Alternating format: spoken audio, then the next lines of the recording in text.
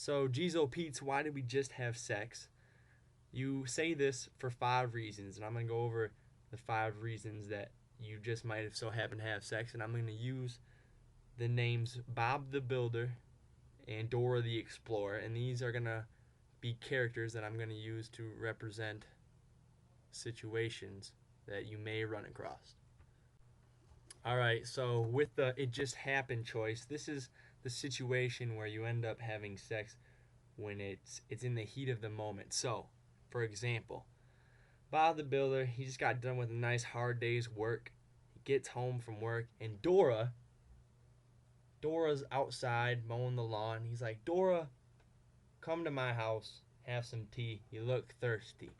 So Dora comes on over, and they're talking about their tea. Oh, this is good tea, Dora says. And Bob's like, yeah, I know. And then Bob's like, geez, Dora, you look like you're really warm right now. It's pretty. Why don't you take off your sweatshirt? And then Dora's like, I guess I can take off my sweatshirt. And then Bob just jumps on her, and they're all in the heat of the moment. One thing leads to another. Boom, sexual intercourse. And that's the it just happened choice. The heat of the moment. Now, this is important because it usually always ruins a relationship. Unplanned sex. And you're making this important decision out of just chance, and relationships can't survive on that.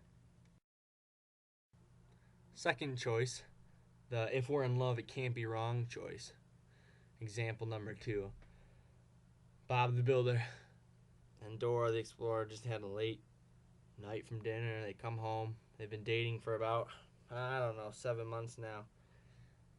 And he brings her back to the crib. And they look deep into each other's eyes, and they know that their love is pure. And then one thing happens, and then boom, they're having sex because they think they're in love. They think this is gonna make us. It's time. We're looking good, but sex isn't like this. It's meant to unite and bond two people in a wonderful way, but once you have this sex, it sets up early expectations in your relationship. Now, outside of your sexual life, you're going to have expectations of each other, and because you've already jumped into sex, you're going to have expectations that are too high for one another, and this usually ends up ruining the relationship. A lot of times in a relationship, people will have sex just to feel closer to each other. Hey, Dora! Hey, Bob. Hey, we haven't been very close lately. No, I feel the same way. Geez, well, maybe we should have sex so we feel closer. Bob, I don't think that's such a good idea. But we haven't been close, and I think that once, we do it, then we'll be closer. Great idea, Bob. Let's do it. Hoo-ha! Now, you see, Bob thought having guilt-free sex would help him become closer with Dora, and it will for a time. But the problem is, soon enough, it becomes a substitute for emotional intimacy itself, and this will ruin a relationship. The I'm not sexual until I'm married choice. Hey, Dora, what's poppin'? I don't really know how to respond to that question. Swiper, what are you doing? Swiper, get out of here. Swiper, no swiping. Dora, I really wanted to talk to you about something. Okay, what do you want to talk about? Well, God's been pressing on my heart lately that we shouldn't be very sexual until we're married. What do you mean, very sexual? Well, I just don't think we should kiss and make out and rubby-dubby in bed, you know? Okay, I completely agree. Okay. Burying all sexuality from your love life is not good. You shouldn't be having sex, but you should have an emotional connection with your partner, such as holding hands or even kissing, whatever you think your limits are. People tend to say to themselves that good people don't enjoy sex, and as a result, they feel cheap and sinful when they do have sex, even if it's married sex.